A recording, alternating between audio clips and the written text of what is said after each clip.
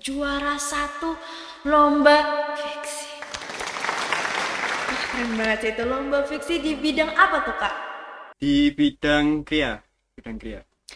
Kenapa itu Coba, kok bisa coba. menang? Oh, kenapa kok itu bisa menang? Kenapa itu kok bisa menang? Atau diceritain Apa ya? awal mulanya tuh kayak gimana sih? Jadi awal mulanya itu Assalamualaikum warahmatullahi wabarakatuh. Hai Mumars, kembali lagi bersama hai. Eca di sini. Ini nggak diajak. Kembali lagi bersama Terus Eca di sini sebagai host. Hari ini nggak kemarin sih, karena ini adalah kali pertama kalian melihat muka kita di sini hari ini.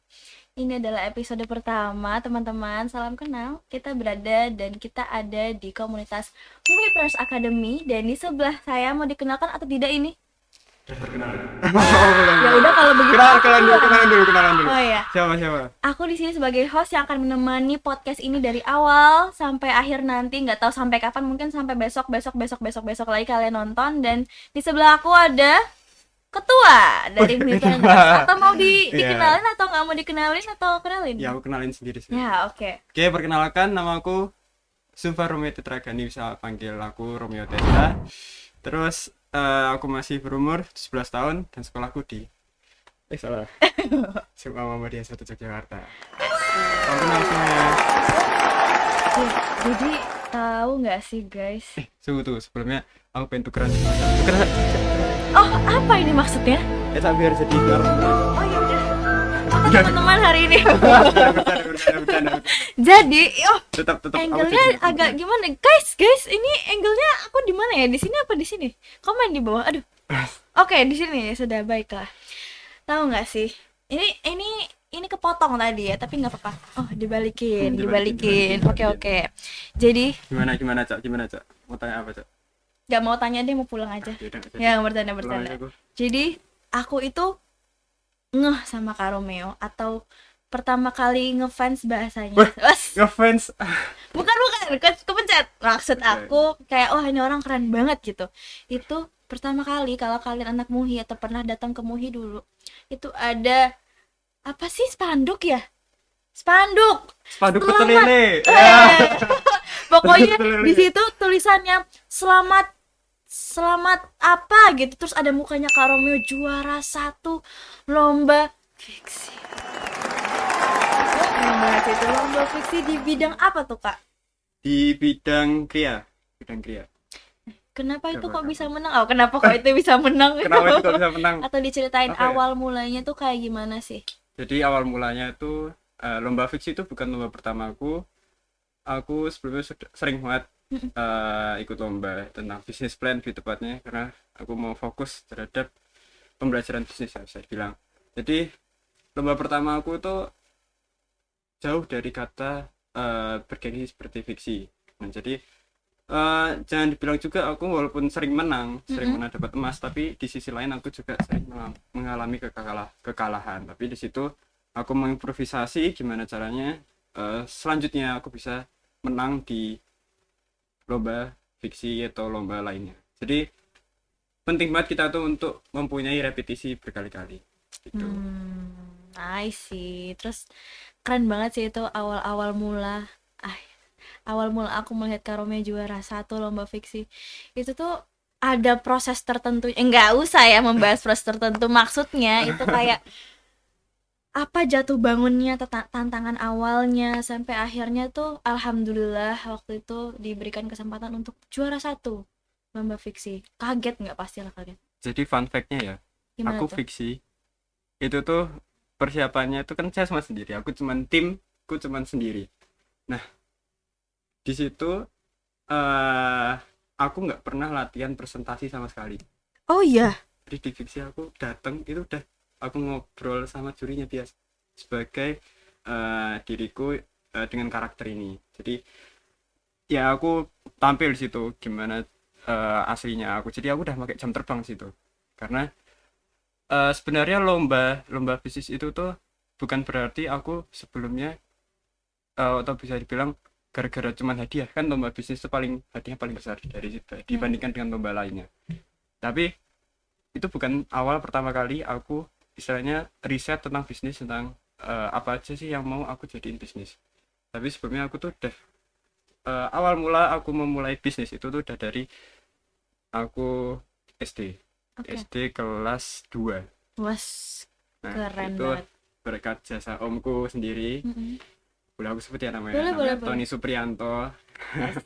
Hai Itu Om. yang menjadi awal mula dan menjadi sebagai diriku tuh aku merasa aku dilahirkan sebagai pengusaha. Masya Allah. Nah, jadi pas kelas 2 SD pertama kali aku dibawain satu keranjang telur asin penuh sama omku. Aku Oke. dikasih itu terus disuruh jualin di kos-kosan di tempatku itu. Jadi Mhm. aku jualin, udah sisa satu, aku menerima uangnya. Setelah aku menerima uangnya, aku minta sama mamaku buat mah coba bikinin suatu produk jualan yang bisa aku jual setelah yang masih Oke. kecil itu. Terus ya akhirnya mamaku bikinin aku jus botolan. Mhm. Aku keliling naik sepeda aku kayak Jus apa keranjang. tuh? Jus Oke, buah, oke. ada jus semangka itu aku Mhm. keliling. Dan bukan berarti aku nggak pernah ditolak ya, justru paling sering banget ditolak di situ. Di Nah, jualan-jualan itu jadi ya. ya udah biasa lah menerima hal-hal seperti penolakan dan lain-lain.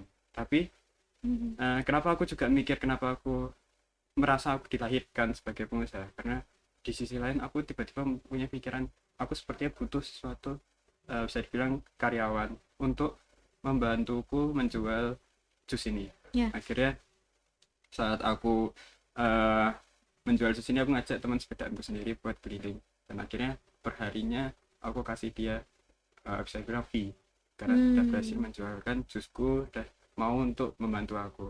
Nah situ mulai dari kelas 6 SD aku nggak pernah sama sekali, dalam bisa dibilang 1 bulan aja nggak pernah nganggur buat nggak ngelakuin bisnis. Oke. Jadi dari kelas 6 kelas 1 SMP, kelas kelas 2 SMP, kelas 3 SMP sampai sekarang nggak pernah aku melakukan uh, sesuatu yang tidak mempunyai kegiatan bisnis, mesti berkegiatan tentang bisnis terus. Dan akhirnya aku dapat tawaran tuh dari salah satu guru di SMA Muhi, Bunia, itu untuk mengikuti lomba bisnis plan.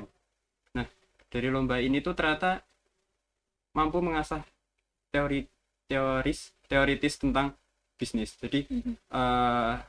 aku merasa dengan ada lomba ini tuh ternyata ilmuku malah berkembang. Ya. Awalnya aku cuma mengharapkan hadiah, tapi ternyata menang ataupun kalah aku tetap dapat sebuah value, bukan sekedar hadiah uang tapi juga bisa yang pertama dari networking, terus juga dari pemahaman baru tentang suatu bisnis. Kan dari jurinya mempertanyakan sesuatu yang mungkin aku tidak tahu, akhirnya aku komunikasi, ternyata oh maksudnya ini, terus habis itu pas aku riset ternyata aku harus riset sedalam ini, terus ada tentang sumber daya manusia dan lain-lain. Jadi menurutku lomba bisnis plan itu penting banget untuk mewujudkan ya kan Indonesia Emas, generasi emas 2045 itu untuk Mhm. mewujudkan pengusaha 12%. Jadi lomba bisnis plan itu banyak diminati di Indonesia, dan juga ini membantu anak-anak yang seumuranku mungkin Ya. untuk mengembangkan tentang ilmu pengetahuan tentang bisnis. Mhm. Gitu. Bisnis itu tuh bisa dibilang ilmu yang terkadang tidak ada di sekolah. Ya, Jadi itu benar-benar. benar-benar kita harus praktek lapangan, walaupun kita tetap harus belajar teorinya, cuman teori itu yang memudahkan kita untuk beraksi. Ya, Jadi betul. jangan bilang teori, kenapa cuma teori doang, tapi sebenarnya kalau kita di lapangan kita tahu teorinya, kita dapat komunikasi dengan lebih mudah. Kan kita tujuannya misalnya besok kita manajemenkan SDM, tapi kalau kita nggak tahu tentang istilah-istilah ini ya akhirnya jadi bisa bilang eh, komunikasi di dalam timnya jadi susah karena bahasanya terlalu panjang dan lain-lain. Padahal udah Mhm. ada istilah yang memudahkan gitu. Betul. Jadi eh, intinya aku di setiap lomba sekarang udah bisa dibilang kayak jam terbang. Jadi udah Mhm. istilahnya kalau ditanya gimana usahaku, ya usahaku mungkin nggak sekeras kalian. Ya, Karena aku betul. udah mulai dari awal, aku udah belajar dari lebih awal. Jadi Mhm. ya udah jam terbang aja. Mau presentasi ya gimana, nggak latihan, udah jam terbang gitu. Terus berarti kan selama proses itu tuh, selama bertahun-tahun berada di dunia bisnis, itu kan berarti pasti adalah jatuh bangunnya, terus kayak jatuhnya sampai ngerasa, pernah nggak sih ngerasa aduh ngedown banget, terus gimana cara bangkitnya, terus sampai akhirnya Kak Romeo tuh ngerasa cocok banget nih, akhirnya percaya banget kalau bisnis itu adalah tujuanku, sampai akhirnya walaupun udah jatuh berkali-kali tetap bangun lagi, terus sampai akhirnya bisa alhamdulillah banyak menang di kejuaraan lomba-lomba bisnis dan akhirnya terjun benar di lapangan bisnis gitu. Nah, jadi sesuai yang tadi aku sampaikan, jadi aku kan menyampaikan kalau aku ternyata dilahirkan sebagai seorang pengusaha. Aku merasa aku Ya, dilahirkan sebagai seorang pengusaha. Jadi pentingnya kita tuh untuk mengenali potensi diri. betul sekali. Jadi kita tuh eh orang mau ngomong apa tentang bakat kita, maksudnya dalam artian harusnya tuh kamu masuk ini, harusnya tuh kamu gini, harusnya gini. Tapi kalau kamu nggak punya istilahnya panggilan hati, panggilan untuk melakukan hal itu, aku aku aku harapkan mungkin itu bakal jadi suatu hal yang buruk. Ya. Tapi kalau kita misalnya fokus terhadap apa yang kita punya, apa potensi kita, apa bakat kita, itu lebih baik kita untuk menuju ke depannya. Jadi ini aku ada suatu prinsip di buku namanya eh 80/20 prinsip. Ya, oke. Itu dari Richard Coates. Jadi di buku itu disebutkan bahwa jika kita mempunyai kelemahan dan kita berusaha untuk membuat kelemahan itu istilahnya tidak ada, Ya. kita akan menjadi biasa-biasa saja. Tapi jika kita mempunyai kelebihan, terus kita mengembangkan kelebihan itu, kita akan menjadi luar biasa. Nah, dari situ. Jadi pentingnya itu namanya self awareness, jadi kesadaran diri, Ya. gimana kita, potensi kita tuh di mana sih. Aku nggak maksain teman-teman buat jadi seorang pengusaha, bahkan yang aku pendiri Mohebaners saja ada yang ternyata masuk Permenas bukan pengen menjadi pengusaha tapi menjadi profesional, ataupun dia pengen jadi direktur atau manajer. Aku nggak pernah maksain dia buat bikin usaha, karena bikin usaha itu ya tantangannya yang biasa tidak orang lakukan. Emang kita nggak bisa memaksakan sesuatu orang yang bukan di situ tempatnya. Jadi manajer, direktur, karyawan itu nggak salah. Jadi aku harap juga kalian kalau mau jadi pengusaha jangan terlalu FOMO, bisa dibilang ya. FOMO terhadap media sosial, memamerkan kekayaan dan lain-lain. Jadi pengusaha itu ada namanya entrepreneurship. Jadi kamu tuh harus tahu kamu menjadi pengusaha itu nggak hanya memberikan keuntungan tapi juga berdampak. Dari situ sih pentingnya kita untuk mengetahui self awareness, dan itu membuat aku nggak pernah aku punya prinsip juga bahwa tidak ada yang bisa mengalahkanku kecuali Tuhan yang di atas, Masya Allah. Allah Subhanahu wa taala. Situ. Keren banget. Berarti ya kita pertama harus tahu kelebihan atau value dari diri sendiri dulu berarti ya. Iya. Sampai akhirnya kita bisa terjun ke lapangannya langsung gitu. Aku mau nanya gitu, sharing-sharing sedikit. Sekarang kan udah mau mendekati fiksi. Ya kan? Atau sekarang bulan-bulan fiksi. Aku tidak akan bertanya lebih lanjut. Rahasia, nggak usah anda, nggak usah anda. Tapi maksudnya selama proses itu ada nggak sih apa ya tips sendiri dari Kak Romeo, atau misalnya ngerasain dulu tuh pernah ngelakuin ini, oh ternyata yang bener tuh seperti ini gitu, atau akhirnya gimana sih akhirnya anak-anak boomers di luar sana pun bisa mengambilkan insight walaupun sedikit gitu dari Kak Romeo yang tentang fiksi ini sendiri gitu, siapa tahu mereka di luar sana ada yang mau fiksi.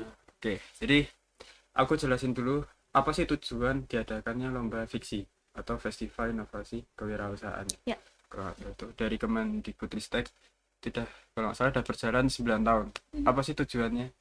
Jadi aku sempat dengar situ tujuannya itu untuk mewujudkan generasi emas 2045, yang dimana kita membutuhkan 12% pengusaha, sedangkan kita masih baru saja mempunyai 3,5%. Jadi gini, pengalaman aku fiksi ya, sebelum kalian mengikuti lomba itu kalian tahu dulu tujuan kalian apa, dan kalian itu tuh di situ tuh bisa dibilang udah punya mentalnya atau belum di situ.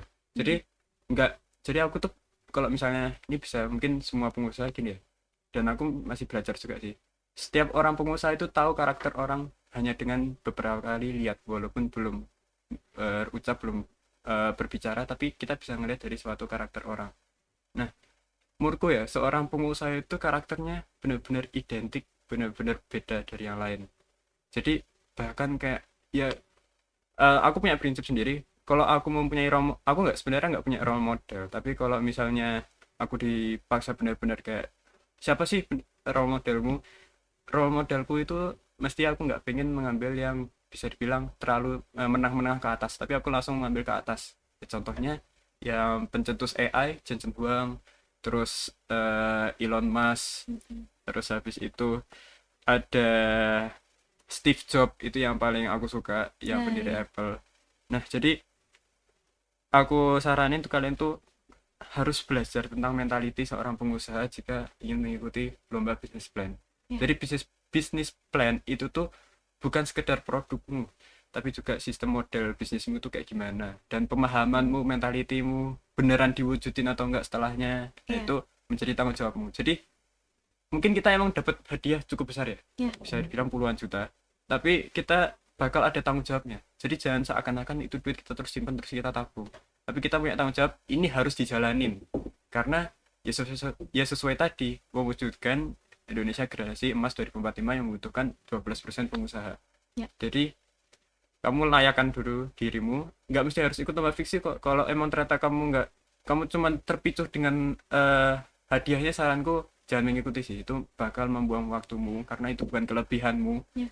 Dan masih banyak lomba lagi nasional tuh kayak OSN, OPSI, O2SN yang suka olahraga bahkan. Mhm. Jadi kalian harus kenali dulu kalian tuh di mana tempatnya.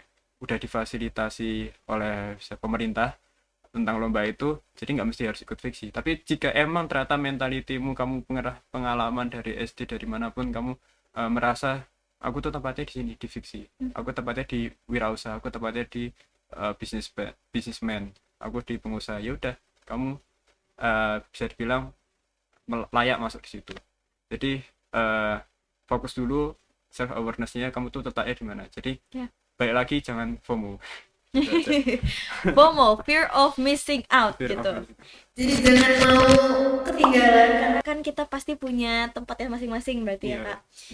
Nah, menurut Kak Romeo, kan Kak Romeo udah lama banget ya ada di dunia ini gitu. Jadi apa sih karakter dari pembisnis muda atau apa sih kayak aku mau jadi pembisnis. Nah, karakter mana nih yang harus aku punya atau karakter yang paling penting yang pembisnis itu harus punya itu seperti apa? Ini yang aku selalu inget dari omku Tony Suprianto, walaupun emang dia bukan seorang businessman, cuman dia yang selalu inget dari aku kecil, selalu diomongin Ya. itu tentang growth mindset. Jadi ada risetnya bahwa orang Indonesia itu kebanyakan fixed mindset. Jadi Ya, mindsetnya kalau udah kayak gini nggak bakal bisa berubah, dia nggak mau berkembang. Alasan orang mau ngomong apapun ya dia nggak bakal berubah.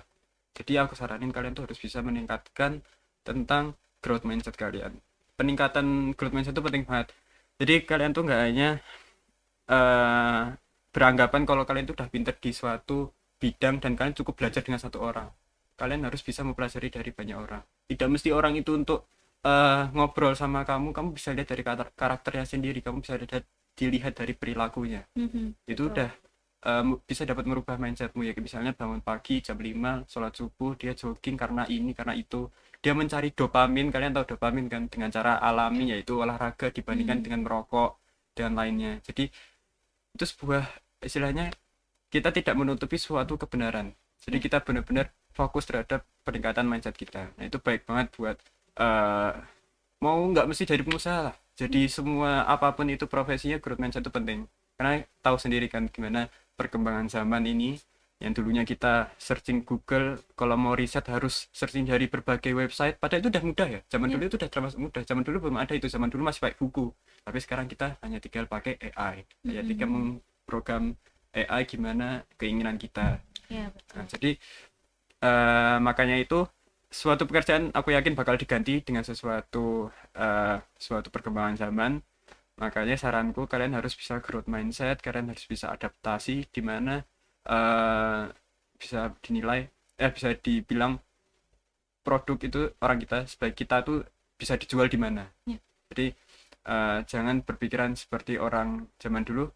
Aku gini ya, ini aku mau negarin semuanya ya. Oke, oke. Kebanyakan kalian kalau tahu orang-orang lulus dari kuliah itu tuh kadang awal kerjanya atau bahkan pertama kali kerja itu hanyalah sebagai banker atau teller dan lain-lain di suatu bank.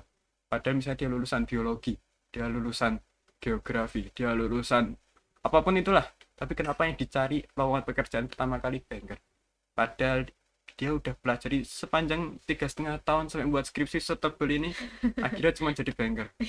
Jadi sebenarnya gunanya kalian kuliah itu buat apa kalau misalnya selanjutnya kalian nggak mewujudkan sesuatu inovasi baru? Kita harus bisa berpikir maju. Ya contohnya di luar negeri kan banyak, di luar negeri itu Mm-mm. di satu universitas yang menurut aku keren banget itu Stanford. Ya. Dia menghasilkan banyak pengusaha-pengusaha inovator. Ya, jadi dia tidak melupakan jati dirinya, dia nggak Mm-mm. melupakan asalnya itu dari universitas mana dan fakultas apa. Jadi aku masih anak SMA, cuman aku bisa saranin mungkin yang udah kuliah dan lain-lain, fokus terhadap di mana letak kalian.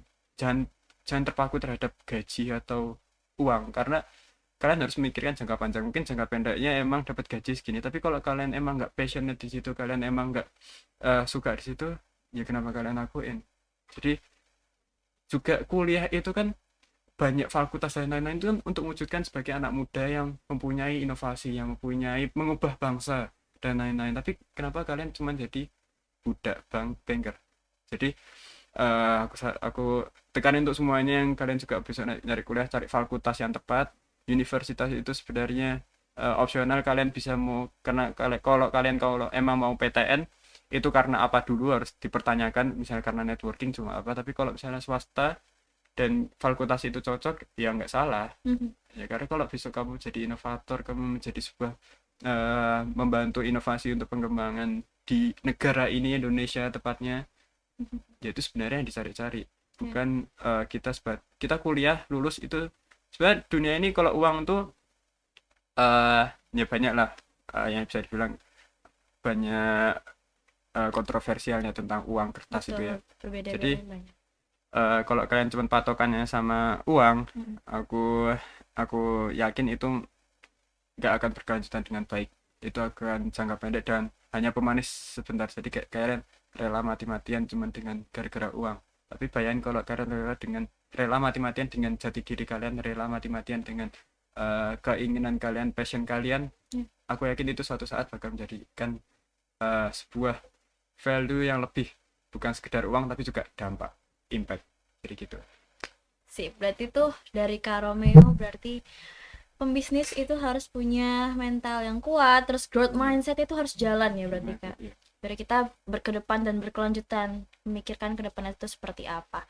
Dan akhirnya dari lomba pemenang juara satu lomba fiksi akhirnya membuat sebuah komunitas di sekolah. Oh, apa itu Ngasih komunitas itu? Muhib. Ya, Jadi salah satu acaranya. iya, akhirnya membuat komunitas, mungkin diceritakan secara singkat gitu komunitasnya seperti apa dan kenapa akhirnya bisa ngebuat komunitas ini. Singkat saja tapi bermakna.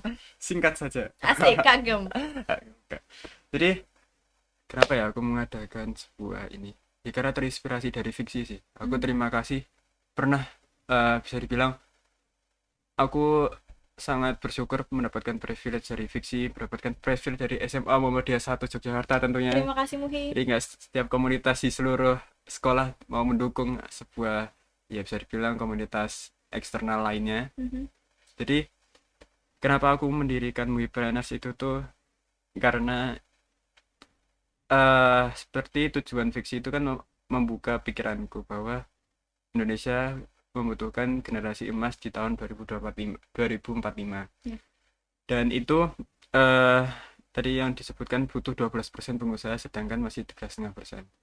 Tapi gini, aku melihat sebuah lingkungan di SMA MUHI, Muhammadiyah 1 itu bisa dibilang sebuah SMA yang gengsi ya. Mhm. Bergengsi, bukan Bergengsi. gengsi tapi bergengsi. Dari bisa dibilang harga nominal untuk masuknya pun lumayan, walaupun ya masih dibandingkan dengan lain masih lebih murah MUHI, cuman Ya. ya bisa dibilang ini mencakup banyak anak-anak yang bisa dibilang dari notabene menengah ke atas. Mhm. Nah, dari menengah ke atas itu aku lihat kebanyakan emang mereka dari seorang pengusaha. Background orang tuanya itu seorang pengusaha, eh bisa jadi freelancer juga atau consulting dan lain-lain. Jadi aku melihat dari situ bahwa aku percaya juga sama prinsip ini. Iya, bukan sama prinsip ini, kata-kata ini, bahwa buah itu tidak jauh tidak buah itu jatuh tidak jauh dari pohonnya. Jadi aku yakin besok anak ini tidak semesti semuanya, tapi anak ini aku yakin beberapa dominan akan menjadi pengusaha. Tapi jika memang dia belum bisa menemukan sebuah bakatnya yang bisa di sekolah, kan kita mengikuti kurikulum ya. Jadi di sekolah itu ya pelajaran, walaupun kayak pelajaran kewirausahaan dan lain-lain, aku belajar dari situ masih kurang. Karena itu masih belajar tentang teori, bukan tentang ya self development tadi, terus self awareness dan lain-lain. Sebenarnya pengusaha itu harus dilihat dari situ dulu, dari karakternya. Nah, jadi eh aku melihat ternyata di lingkunganmu itu banyak yang pengen jadi pengusaha, dan buktinya emang benar. Pas aku buka buka apa pendaftaran, banyak yang masuk dan juga backgroundnya kebanyakan dari seorang pengusaha. Nah, jadi Mui Press itu tuh aku diriin untuk sebagai bisa dibilang terima kasihku sama semua yang pernah aku alami di SMA Muhammadiyah 1 Yogyakarta. Jadi Ya, aku betul. meninggalkan ini besoknya sebagai legacy. Jadi Ah. aku berterima kasih sama SMA Muhammadiyah 1 Yogyakarta, karena setiap aku lomba mesti selalu didukung dan lain-lain. Bahkan komunitas ini juga didukungnya lumayan kenceng ini dengan podcast yang banyak ini. Aku berterima kasih juga sama SMA Muhammadiyah 1 Yogyakarta mendukung bakatku. Bahkan aku bisa bilang SMA Muhammadiyah 1 Yogyakarta tuh justru SMA terbaik di seluruh Indonesia. Tepuk tangan dulu. Karena eh gimana ya, banyak SMA yang dia masuk nomor top 1 tapi gara-gara dia mempunyai anak-anak akademik yang bagus, cuman mereka nggak, akhirnya nggak menjamin besok kedepannya mau jadi gimana.